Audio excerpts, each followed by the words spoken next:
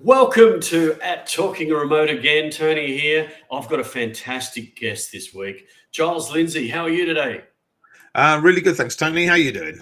Fantastic, and really looking forward to having you on. Before we get Right. to that, don't forget sign up for our newsletter, Teamcraft. You can find the details in the notes below. Join us on our community, remoteaf.co. Click the community button. A lot of like-minded people talking about these things that we're going to be talking about today. And that's enough of the advertising spiel, as they say. So, Giles, for those who don't know you, would you like to introduce yourself? Hi, right. I'm Giles Lindsay. I like to say I'm a tech leader and an agile leader at the same time. With a degree in software engineering, I spent 25 years going from a graduate engineer all the way up, joining the C-suite, CTO, CIO.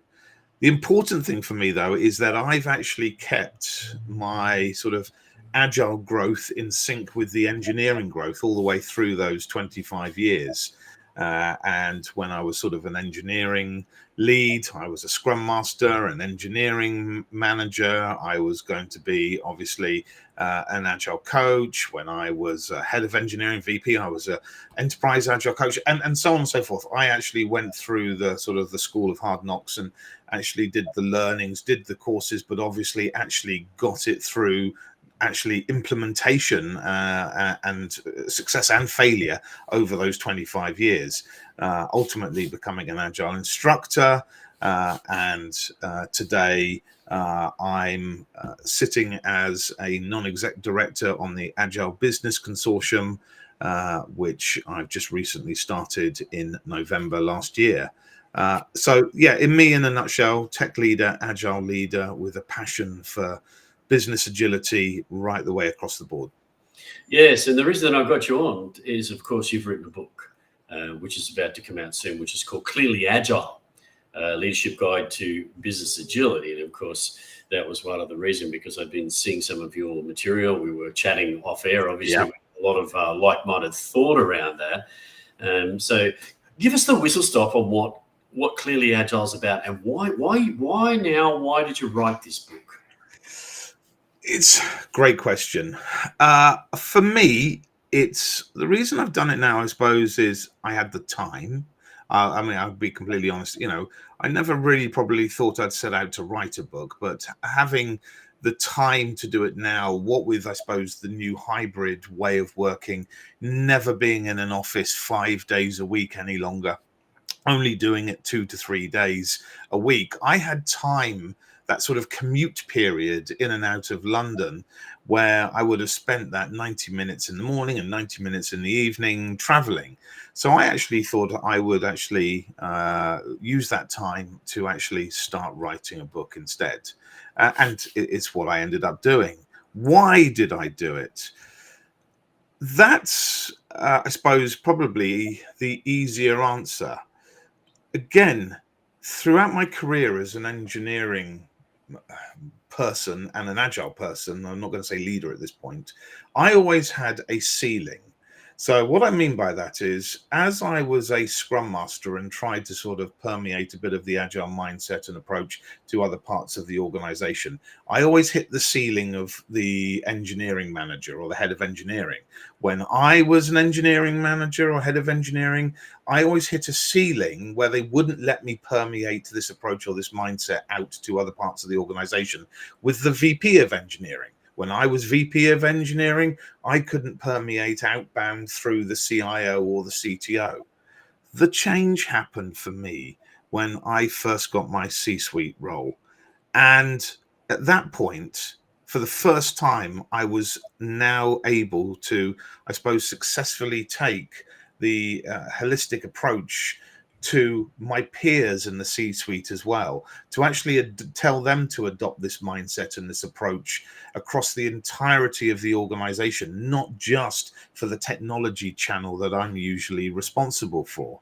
And that for me was the eureka moment. Now, again, let's go back to the agile movement. We talked about earlier where we sort of got a bit involved with things like XP, DSDM in the 90s before the agile movement, I suppose, Yes. started in February 2001. And the point was, people came away from having done Scrum Master courses in the early 2000s going, I'm now a master. Well, no, you're not. I never really You're a was. beginner, right? Just like I was, who's absolutely got no real world experience at all in how to apply this to your team, let alone to the rest of the organization. So for me, I think there was a bit of a realization that when I first got that C-suite role, and I was able to start permeating the things that I was passionate about to make organizations better, that it's taken me and many other people 20 years to reach that point. And I think the problems that we've had over the last 20 years with agile and agile ways of working has actually been because it's taken 20 years for the beginners to now hopefully become the new leaders, the new thought leaders, the people who are actually trying to share this with the rest of the organization. Got that seat at the top table, and obviously, the rest is history, so to speak. I did a talk back in 2020. It was the last in-person event I did pre-pandemic. And I was talking again about all the things I'm passionate about in the agility space. And it got to Q&A at the end of the talk. And one of the catalysts was a chap who I've become good friends with since, in the front row, and stuck his hand up. And I said, hi, who are you? And he said, hi, I'm Paul. I said, hi, Paul, what's your question? And you can see, because it's on YouTube, this. And he says, I don't have a question. And you can see my face screw up. And I said, okay. And he just said, you should put this talk on a USB stick and give it to every CEO in London so they understand what change is required within their organizations. And that just mulled over and over and over for a number of years, writing blog posts, doing other conference talks on this topic. And I just thought, but the reach is too small, it's too narrow focused. So instead, I thought, you know what, I'm going to write a book. And I said to my wife, do you mind if I have that commute time at the end of the day, that 90 minutes? And I said, I would do just the 90 minutes. I work hard stop at the end of the 90 minutes to actually start trying to craft and put something down on paper. And this was going back to sort of September 2022, October 2022. I spent weeks putting together a table of contents, which just was going nowhere fast. And the upshot was it took about 3 or 4 months before I really started enjoying it. What I didn't realize was, like one of those sort of standard deviation curves, the bell curve, I suddenly started realizing I'd gone over the tipping point, and I was looking forward to finishing the day, that I could actually crack on and start typing and writing it up and going from brain to keyboard. And I didn't do it beautifully, and it was literally a core dump. I didn't worry about spelling or grammar. I tell you, for anybody out there who wants to write something, Grammarly is the best tool to use to fix your writing after you've written something. Grammarly Pro, it's fantastic. I don't get any kickbacks for that, by the way. If they want to give me something, I'm very happy for it. But essentially, I just wrote it, Grammarly fixed it, and the rest is history. And here we are, getting to sort of, I suppose, 16, 17 months later from when I first put finger to keyboards, with the book coming out at the start of April. Yeah, so it's not far away. And so I want to dig a bit deeper into it, because I have read quite a bit of the information that goes around it and your model. And you have 5 principles. But before I dig into those principles, the interesting thing for me is you mentioned it a couple of times, and you mentioned business agility. So I'm always interested to get each person's version of what business agility, because it's such a very. So I'm interested to understand what your thoughts are on business agility. Okay, well, as I think this is probably somewhere around page 5 in my book, what my version is of it over the years. For me, business agility, I think, is that organization's capability to be able to adapt and adapt swiftly and efficiently to things like changing market conditions, customer preferences, technological advancements, all the things that obviously impact a business day to day. And for me, it encompasses things like flexibility, adaptability, responsiveness, which obviously some of those become part of my 5 core principles that you sort of mentioned a moment ago.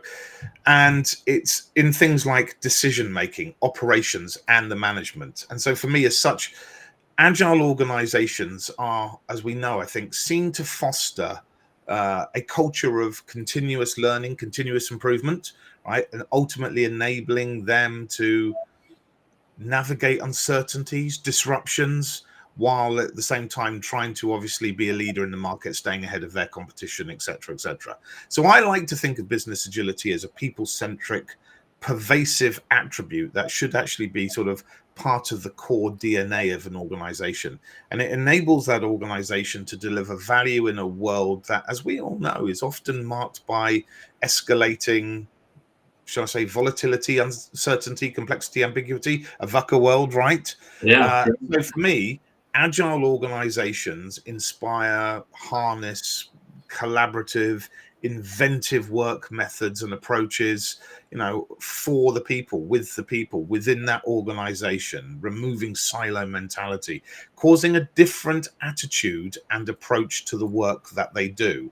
And so for me, it's adapting to changing circumstances, seizing new opportunities. That for me is what the heart of business agility is all about.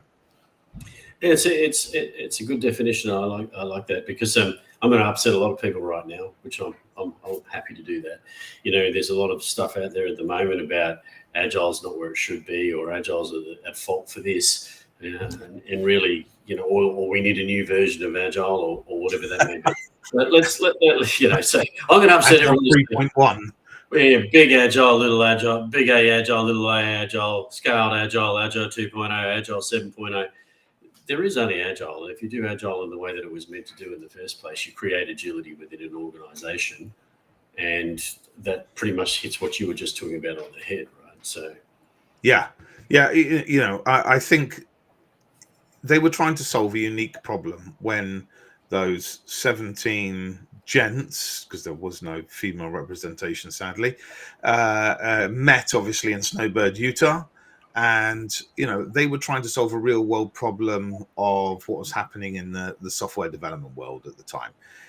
I think, the manifesto, while still great today with its, ultimately the 4 values and 12 principles, could do with a bit of a tweak to sort of start encompassing more than just working software, right? At the end of the day, it's perhaps, working products, the things that other businesses do. Just a few word tweaks here and there, I think, to make it better for a wider audience.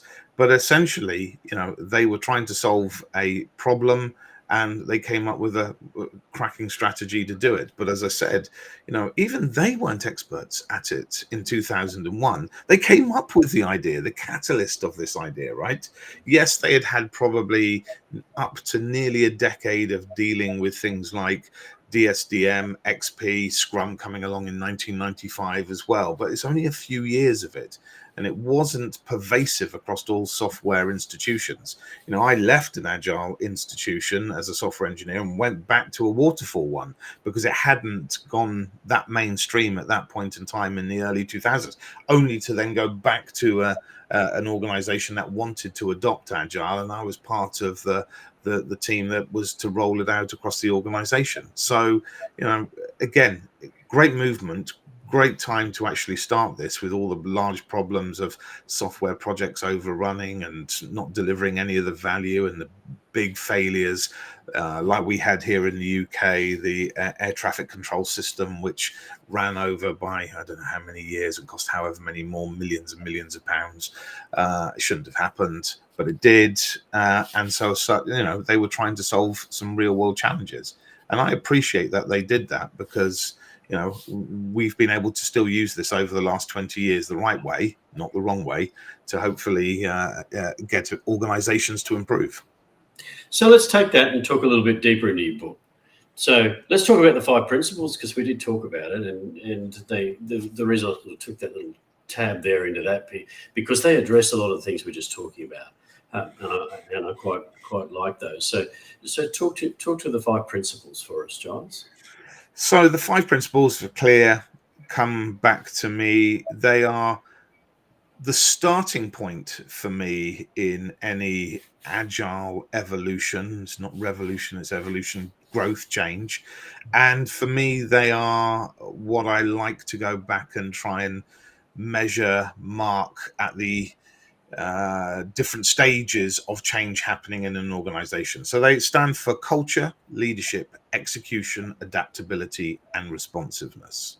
And for me, that is where the clear model comes in.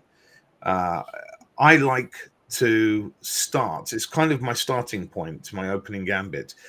I never like to start directly with the leadership team.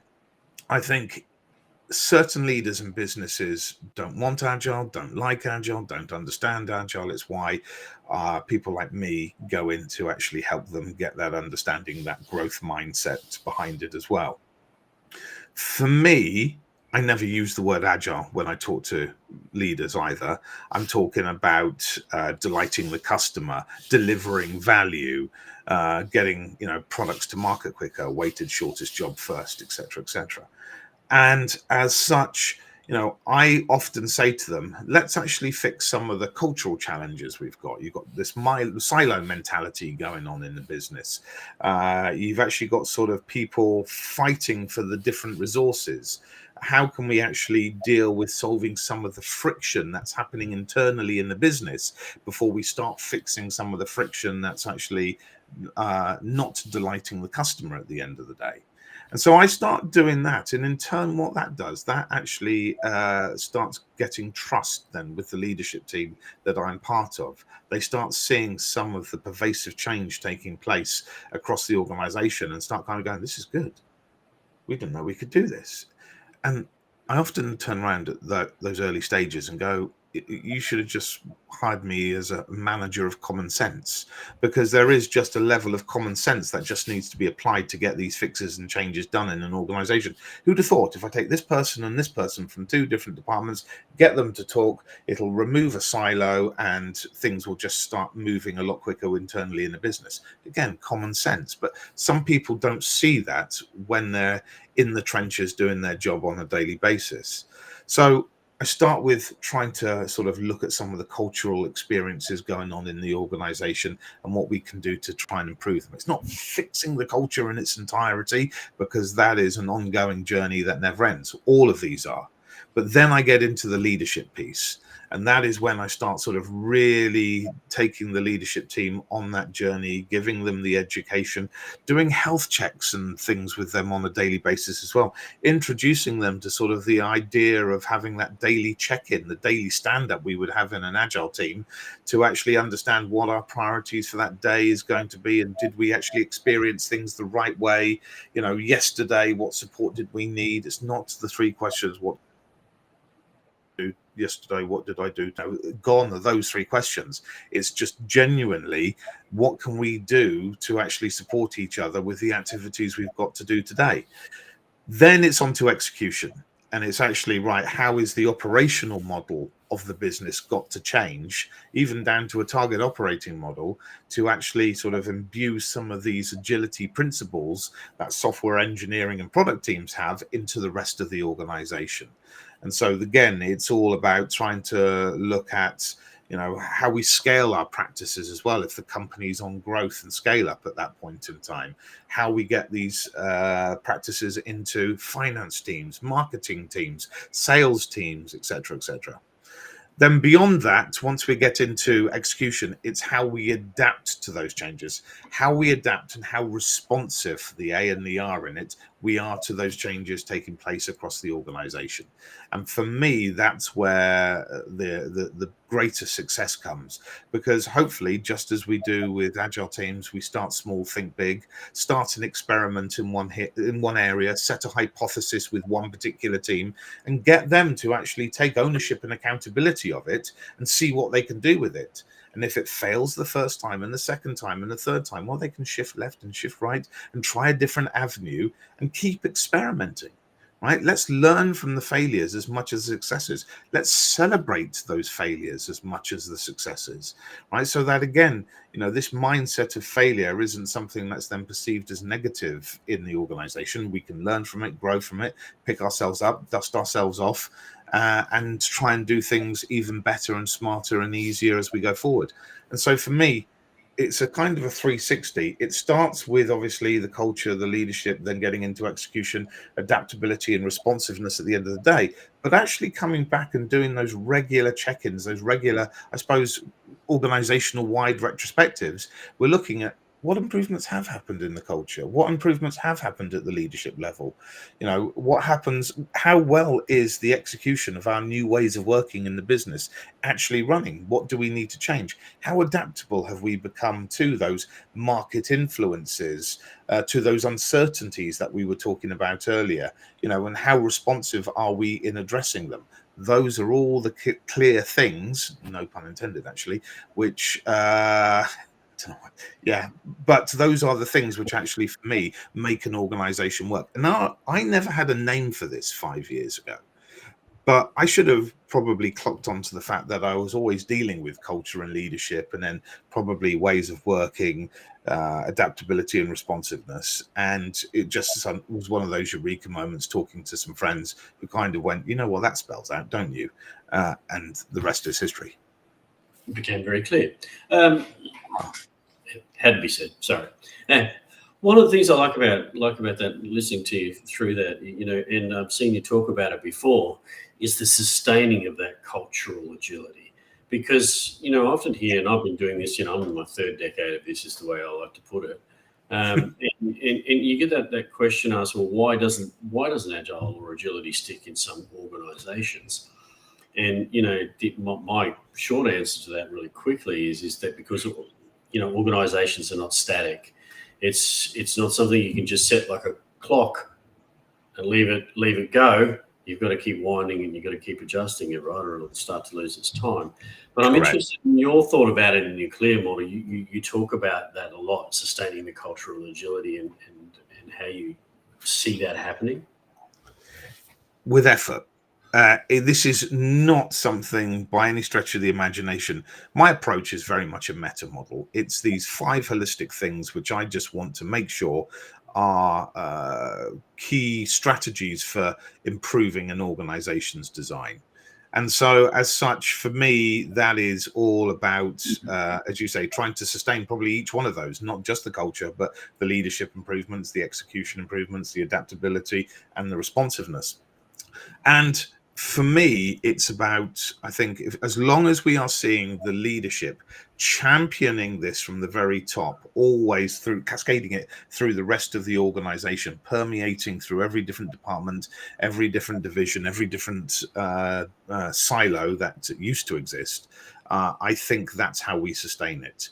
I've seen, unfortunately, where in certain organizations, leaders have kind of jumped on the bandwagon early days and kind of gone, yeah, we're on board with this. And then, there's a bit of friction. And because a particular team doesn't understand what the technology team is doing so well, they sort of start going back and, complaining that the technology team isn't working with us well, rather than trying to fix the comms channel or the continuous improvements that needs to happen to do that, they kind of go back to the CEO. The CEO goes, right, well, let's just scrap this agile way of working thing and get rid of all of the people in the organization. And I've seen sort of organizations near enough implode when that's happened as well. I've seen CEOs come along and kind of go, don't want to know anything about it. You look after it, you run with it. And of course, it's failed and doomed from minute one, day one. Yeah. So to get that sustaining culture, it has to be, I think everybody has to step up. Everybody has to play their part. Everybody wants that growth to happen. Everybody needs to be standing behind the mission and the vision and the values of the business. Everybody needs to be standing behind the leadership, but the leadership has to be, for me, the capability in the organization that has to keep driving this, such that that sustained culture change actually happens continually year after year, day after day, whatever it is, to make the changes. And the businesses that do it do win out. We hear of all of these businesses, the Spotifys who used to have that Spotify model back in the day, and the Teslas, exactly, and the Teslas and the other people, right? Love or hate their leadership, the Amazons of this world, even today, the Microsofts of this world. They are, following proper agility in many ways across large swathes of their organizations. And that's why they are winning out. Other organizations need to follow suit. Yeah, and I think the interesting thing, in leadership, and I like that you focus on leadership because it does drive a lot, right? And all right, I know leaders get a tough deal sometimes as well, and I'm always cognizant of that, having been one myself over the years. But in reference to this, the growth of leaders and the propagation of leaders within the organisation, and I think organisations, when they take on this agility, they don't bring in leaders that are actually on that bandwagon, right? They just take leaders into the mix because they seem to be the best leadership available. But it's really, okay, well, how are you going to work in our way? How are we going to help you transform your leadership styles? Or have you got the right styles? And the organizations that I've seen doing this really well, I go back to where I came from. All our leaders were on that. They knew which way we were going, and they knew how to go that way. And you seem to focus on that a lot. Yeah, again, because I suppose I've had experiences where in companies I've worked at, a new CEO comes along. And I think this is an inherent mistake of CEOs. No disrespect to any CEOs watching, but I do often feel that many come in and kind of go, great, it's my turn now. And it's kind of they want to throw out what they perceived wasn't working, even if it was working beautifully, because it's what they didn't experience in their last place, where they were the deputy CEO. So that might have been a CTO or a CSO or a CF, whatever, COO, whatever their role was previously, sat in an exco in a previous organization. And I have seen it, and it's kind of this thing where it's kind of slightly I am now the CEO, it's my way or the highway. And I actually think that's wrong, because they've never done the role of a CEO before in many cases. And actually, in fact, they need the coaching and the guidance and the support from not only the people internally in the business to highlight what's working well, where the friction is, what they could do with the change, but also from their peers in the C-suite, some of whom may have been there for many years and have actually gone through change management processes, digital transformations, other things which have actually affected the business in a positive or negative way. And actually, they should be reaching out for this. But I've seen people come in going, when I was COO in my last place, we didn't like Agile. And so guess what? The CEO comes in and goes, right, I'm removing it from the organization's design. Don't want it because I always hear it's rubbish. And it's just like, this is so short-sighted, small-minded attitude as well. So for me, supporting the CEO, who really is, one of the key people in the business, if not the keystone, if you like, of an organization, they are the ones which probably need the most support of all, and actually need education, training, and to make sure that they are a success. You set up that CEO for success, you'll have the rest of the business working in a better way as well, because that will just permeate and cascade down to everybody else. Set that CEO up for failure, the business is going to fail. Yeah, and I liken it when I talk to leaders too. The thing that I sort of talk to them about is, it's a bit like your favorite coffee shop, right? And it's a really cracking coffee shop with great food, and you got lines out the door and people love it, and somebody buys it. And you see this happen. They come in and they make wholesale change. Yeah. And then 2 months later, that shop's not there anymore. Yeah. And that's exactly what happens to these, in the instance that you're talking about, is they come in and make those wholesale changes. Why do that? You've got a business that's obviously running. Yeah, it might have its foibles, but make small changes to it. Correct. Make changes to it to see, and probe, sense, respond. Is that the right change? And if you look at the successful businesses that get bought, those little coffee shops, my favorite one was bought a little while ago. That's why it was in my mind. I can see the little changes they've made, but they've stayed true to their core. And so generally they've stayed true to their customers. Their customers are still there. And some of those changes they're trying, and you can see they're working. So I look at that and I go, if a small business can do that, a big business can do that. I think it's generational as well. If I go back 20, 25 years ago when I started my career, I would say that, the style of leadership in business was very command and control, very bureaucratic, very micromanagement. And for me, watching those CIOs or VPs suddenly getting more senior in an organization only actually permeated more of command and control, more micromanagement, the more senior they became. And of course, as soon as they became a CEO, well, that was it. The company was doomed from then on in. But I think, again, it's taken that 20 years for a bit of a movement of change, a different mindset to happen across organizations, a bit of a growth mindset. All the amazing books we read on leadership styles today, even going back to the 70s with Robert Greenleaf's Servant Leadership, right? The people who have kind of, imbued those leadership styles in doing their job on a daily basis, they're the ones who are becoming the leaders of today. They're the ones 20 years later who are the new breed of CEOs. And I've got to say, the CEOs I've worked with in the last 4 or 5 years have all had this growth mindset, they are a different generation to the CEOs I had 10 years ago, or even 20 years ago, or nearly 30 years ago.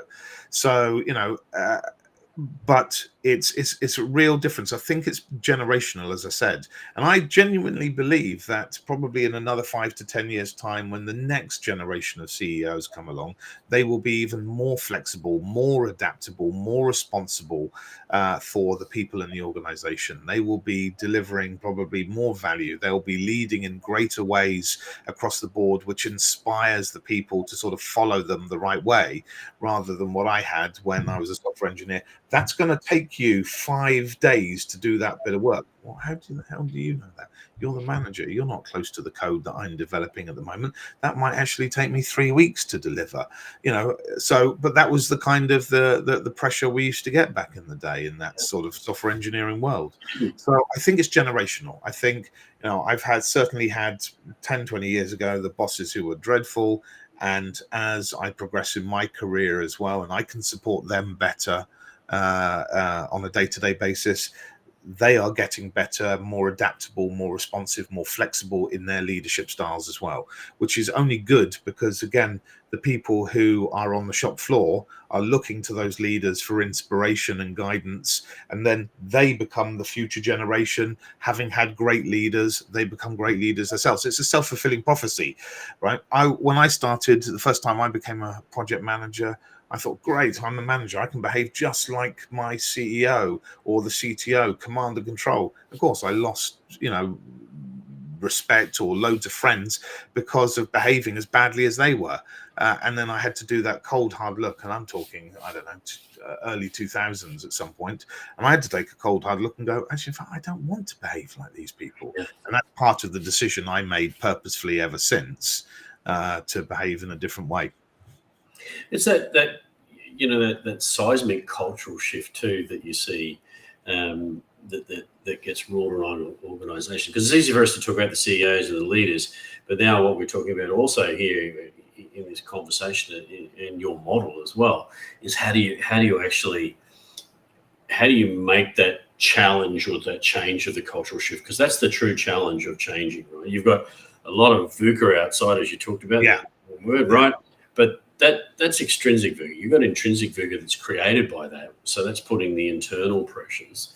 So you're trying to create a cultural shift at the same time as adapting and responding. How do you see that you address that within the model that you use? Again, I suppose it's looking for some quick wins in the business. I like to say that when I join an organization, I sort of spend the first few weeks doing a lot of listening. There is no point coming in sort of all guns blazing and somehow you're going to be responsible for changing the world and tomorrow is going to be a different day and a different place to be working, etc., etc. No, come on, let's get a reality check in at this point in time. For me, it's all about actually stopping listening. If you could see the amount of sort of piles of post-it notes I have from the conversations I have with the people at all levels in an organization, and what's working well for them, what's not, what's stopping them, what do they think could be improved to deliver better value either to the customer or an internal stakeholder. So I always look for some quick wins, and those quick wins in some ways very much like we would from a product perspective, looking at weighted shortest job first. Those quick wins really do start sort of making a noise. If you start socializing some of these things internally as well, you start talking to them in sort of company stand-ups and weekly town halls or whatever you do, and we've just made this change and this has happened. The number of times I've sort of seen people come to me or come to others going, can we have some of this? That looked awesome what they've just done. We want to be operating like that as well. And it kind of is just pervasive. It just starts sort of spreading across, a bit like an algae or something, across throughout the rest of the organization. People start hearing about the success here and a pocket of success there and a pocket of success here. And all of a sudden it starts joining up and all the jigsaw pieces start coming together. So for me, it's starting small, thinking big, as I said earlier, but trying to get some very quick wins which people can actually see, that people can resonate with and kind of go, I want that as well. Yeah, it's an interesting one because I often see, I won't name them, but there are consultancies or people from those things that come in and say, we're going to embed agile culture. And that's exactly my response, right? And we all know that that's not going to happen. The way to do it is exactly what you're talking about, is small change, and you've got to bring the people along for that journey. Correct. Yeah, I mean, if you don't, you've lost the war. You haven't even, let alone lost a battle. You fully have lost the war if you just don't bring the people with you on the journey. For me, always, and a lot of my teams will know this because they hear me say it over the years, but people are the primary determinants of success in any organization.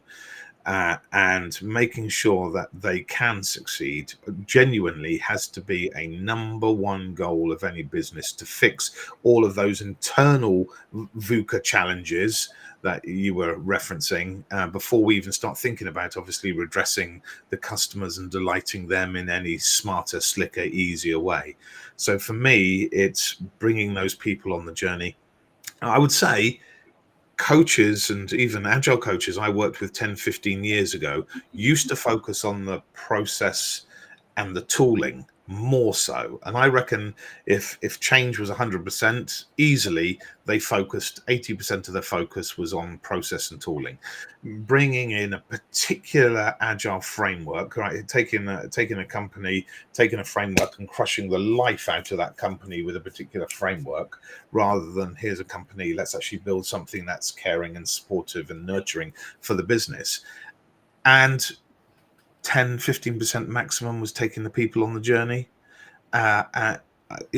totally the wrong way around. And I have seen a seismic shift in the last 5 to 10 years, where now it's 80-85% of the transformation or change or evolution or whatever an organization is going through is taking the people on the journey, and 5 to 10% at best is adopting a particular practice, adopting Jira. No, adopting Jira does not equal agile, right? I mean, that's another Jira job. Yeah, exactly, right? So, it's insane, but that's only today. I genuinely believe 5 to 10%. If you actually get people adopting the right mindset, the values, the principles behind better ways of working in an organization, for me, you're going to have greater success. I've actually worked with teams who follow no purist approach. They're not Scrum, they're not Kanban, they're not SAFe, they're not this, they're not that, but who actually collaborate and communicate really awesomely well with one another. and actually deliver lots of value to customers and make lots of money for the business. Yet I've seen businesses who are very prescriptive, who follow Scrum to the letter of the law, who follow SAFe to the letter of the law, and that's in some ways holding them back and stopping them actually delivering anything of value at the end of the day because of that prescription happening. And so, for me, it's about making sure the people are invested in, they are given the right coaching and training to be able to do the job as well. New starters joining. I love this one. The number of times in my career, you've got an agile way of working that's growing, that's on a journey in an organization. You've got new joiners into teams. Well, are they meant to, somehow through osmosis, know what that way of working is on day one, week one, month one in an organization? Hell no, right? It's not. They've got to be supported on that transition, on that change journey. They need coaching and training into those new ways of working as well. Otherwise, you're just setting that one person up in that team for failure. So, again, people has to be the fundamental piece for success. Yeah, I agree. And that piece that you're saying, the piece you're saying about bringing in models, I always remember I had Stephen Bungay on here, and one of the from the Art of Action, and I'll never forget his quote. He said, "You want to ask the Spice Girls question if you're going to do this sort of thing. What do you really, really want? What do you really, really want? Because if you're not careful, you're going to get more than you really want because you've decided on that." And I think he was spot on with that. And the other thing that he said is, and I take that on board and say that to people all the time. If you're going to borrow somebody else's model and you're going to put it in your organization, then you're going to have everybody else's problem that they had in that model in your organization plus your problem. So you're going to have to deal with that as well. You're better off to grow internally what you need to do.